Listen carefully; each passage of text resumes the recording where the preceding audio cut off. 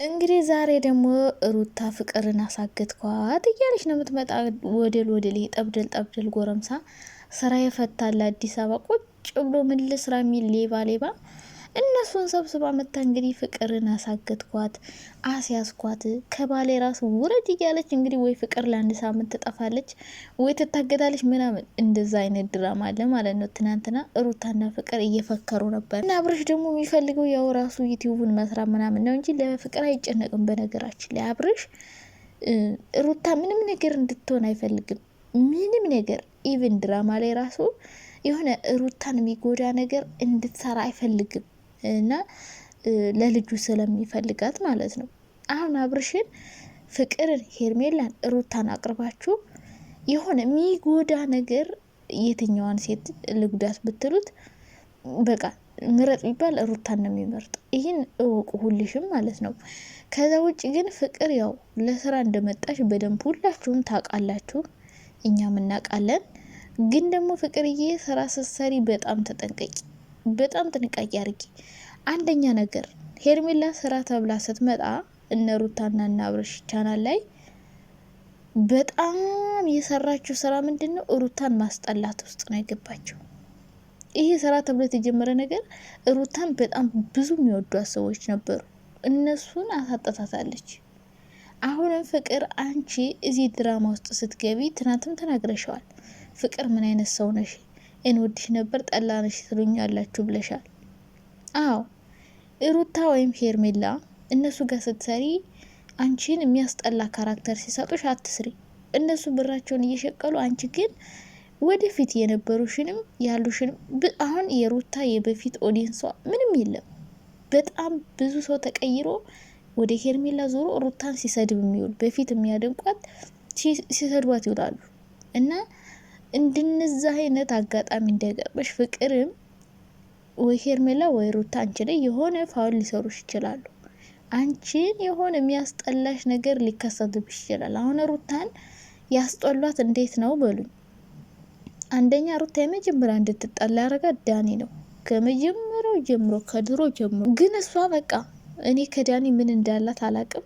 ዳኒ ጋር መለየት አትፈልግም፣ መራቅም አትፈልግም። ከሱ በጠራት ቁጥር ትሄዳለች። አንደኛ ዳኒ ነው መጀመሪያ የድሮ ፍቅረኛ የነ ብሎ ከአብርሽ ጋር ልባቸው እንዲሻክር አደረገ። ሁለተኛ ነገር ደግሞ የራቆ ቪዲዮ አብርሽን ቀረጭ ብሎ ኢቭን ቤተሰብ ጋር እንድትጋጭ ያደረጋል።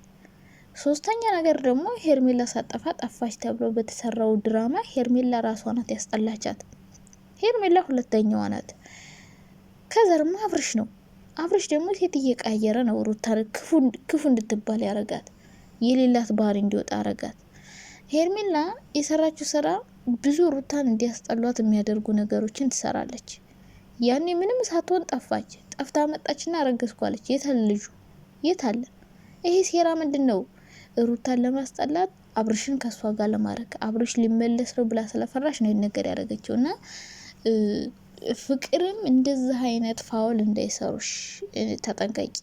ምክንያቱም በራሳቸው ዩቲዩብ እየሸቀሉ ነው። አዎ ግን የወደፊት ኦዲየንሶችሽን ማጣት የለብሽም። ስለዚህ ለኦዲየንሶችሽ በጣም ጥንቃቄ ማድረግ አለብሽ። የማይመጥንሽን ስራ አትስሪ። በተለይ የሆነ ክብርሽን ሚነካ ሚያዋርድሽ ከአንቺ ጋር ማሄድ ስራ አትስሪ። እኛ ፍቅርን የምናውቃት በጣም ሳቂታ፣ ተጫዋች፣ ደስ የምትል ለሰው የምታዝን ብዙ ችግር ብዙ መከራ ያሳለፈች ጎበዝ፣ ጠንካራ በሆነ በትንንሽ ነገር የማትወድቅ ተስፋ ማትቆርጠዋን ፍቅርን ዛሬ በወድቅ ነገ እነሳለሁ ብለሽ የምታስብ ነሽ አንቺ ምናቀሽ። ሶ እንደዛ ነው እንድትቀጥ የምንፈልገው እንጂ አሁን የሆነ ወይ አልቃሽ ወይ ፍራቃ ወይ ደግሞ ወንድድ የምትለምን ፍቅርን አናቅም። ቆፍጠን ኮራ ያለች ኢቭን በጓደኝነት እንኳን ብታረግሽ ዩቲዩብ ላይ የመጣሽበት ባህሪ ያለ አይደል? እሱ ደግሞ አንዳንድ ሰዎች ፍቅርን የሆነ ልጅሽን ደብቀሽ ምናምን እያላችሁ ስትበጠረቁ የነበሮች ፍቅር በጣም ብልጥና በነገራችን ላይ ልጇን ደብቃ በልጇ ያልነገደች ሴት ማለት ፍቅር ናት። እና እንደናንተ በልጇ ተነግድላችሁ እንዴ? ፍቅር በልጅ እናንተ ተነግዳላችሁ። እሷም ካልነገደች ምን ነው በልጃቸው ካልነገዱ በልጃቸው ፎቶ ካልነገዱ አላችሁ ነው? እንደዛ መሆን የለበትም። ህይወትሽ ፕራይቬት ነው መሆን ያለበት ሁልሽም።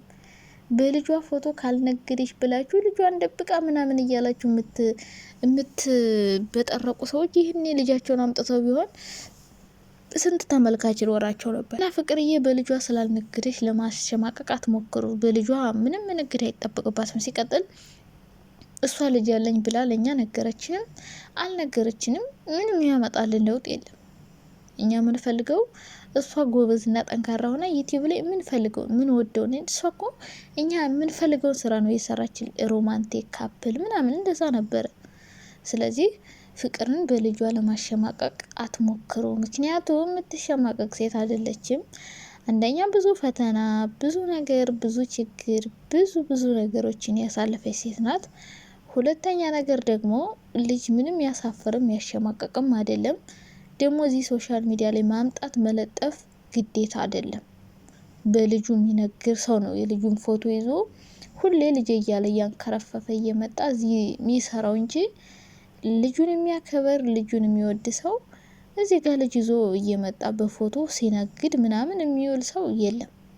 እንደዛ መሆንም የለበትም መደረግም የሌለበት ነገር ስለሆነ እንደዛ ባለማድረጓ እኔ ደስተኛ ነኝ። ልጇን ይዛ መታ በልጇ ፎቶ መነገድ ጠፍቷት አይደለም፣ ግን ደግሞ ለልጅቷ ጥሩ አይደለም እንደዛ ብታረገው እና ይሄ የሚያሳፍር አይደለም፣ ጀግንነት ነው። ወልዳ አሳድጋ ነው የመጣች እንጂ ወልዳ ጥላ ወይ ደግሞ ለማደጎ ሰጥታው ምናምን አይደለም።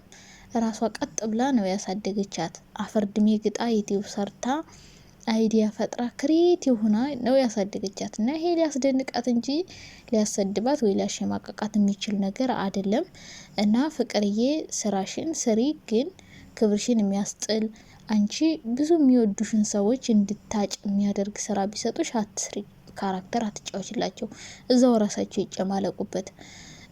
እና ደግሞ ዳኒ ደግሞ ሽማግሌ ሊሆን ትላለህ። ተጨነቀ እኮ ዳኒ። ጋይስ ምን አስጨነቀ አንተ ጉረኛ ማለት ነው። አሁን ዳኒ እኮ እንደው አብርሽና ሩታን የሚያስብላቸው እሱማ ንግድ ነው የሚፈልገው። በእነሱ ፎቶ ዩቲዩብ መስራት መሸቃቀል። በቃ ነገ ምን ይፈጠራል፣ ምን ብዬ ልስራ ምናምን። በጣም ለምን አንተ ለራስ ፍቅረኛ ይዛ አትሰራም? ቆይ ከሄርሜላ ጋር ይሆን ከሩታ ጋር ይሆን? አንተ ነህ እንደ እሱን ህይወት የምትመርጥለት?